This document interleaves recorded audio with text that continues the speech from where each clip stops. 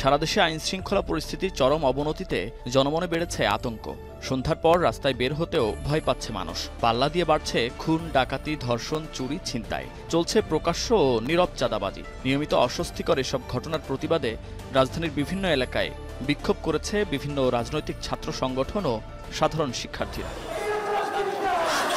সোমবার দুপুরে বামপন্থী বিভিন্ন সংগঠনের শিক্ষার্থীরা ধর্ষণ ও নিপীড়নের বিরুদ্ধে জড়ো হয় কেন্দ্রীয় শহীদ মিনারে। সেখান থেকে টিএসসি ঘুরে গণপদযাত্রায় এগিয়ে যায় সচিবালয়ের দিকে। নিরাপত্তা নিশ্চিতে ব্যর্থ হওয়ায় স্বরাষ্ট্র উপদেষ্টার পদত্যাগের দাবিতে শিক্ষা ভবনের কাছে গেলে পুলিশের বাধার মুখে পড়ে গণপদযাত্রাটি।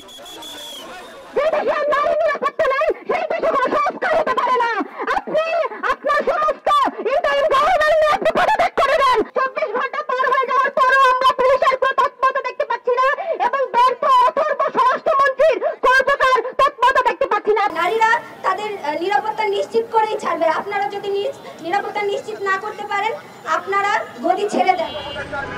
ছিনতাই ও ধর্ষণের প্রতিবাদে উত্তরা জমজম টাওয়ারের সামনে সমাবেশ করেন বেসরকারি বিশ্ববিদ্যালয়ের শিক্ষার্থীরা। 7 দিনের মধ্যে পরিস্থিতির উন্নয়ন না হলে আগস্টের ন্যায় উত্তরা ব্লকেডের হুঁশিয়ারি দিয়েছে প্রাইভেট ইউনিভার্সিটি স্টুডেন্টস অ্যালায়েন্স।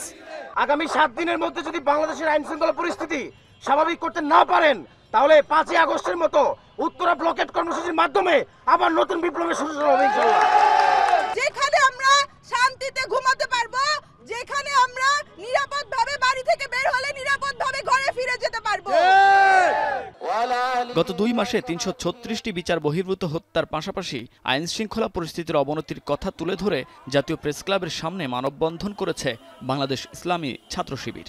পতিত স্বৈরাচারের ষড়যন্ত্র আর দাগী আসামিরা সহজেই জামিন পাওয়ায় পরিস্থিতির উন্নয়ন হচ্ছে না বলে অভিযোগ তাদের।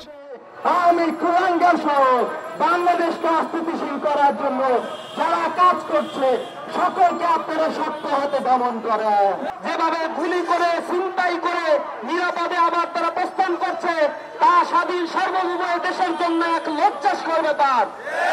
প্রশাসন যদি ব্যবস্থা নিতে ব্যর্থ হন, তাহলে আমরা উদাত্ত আহ্বান জানাবো, আপনারা ওই গদি ছেড়ে দিন।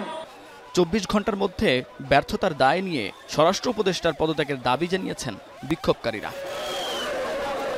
মুন্নাফ রশিদ, এখন, ঢাকা।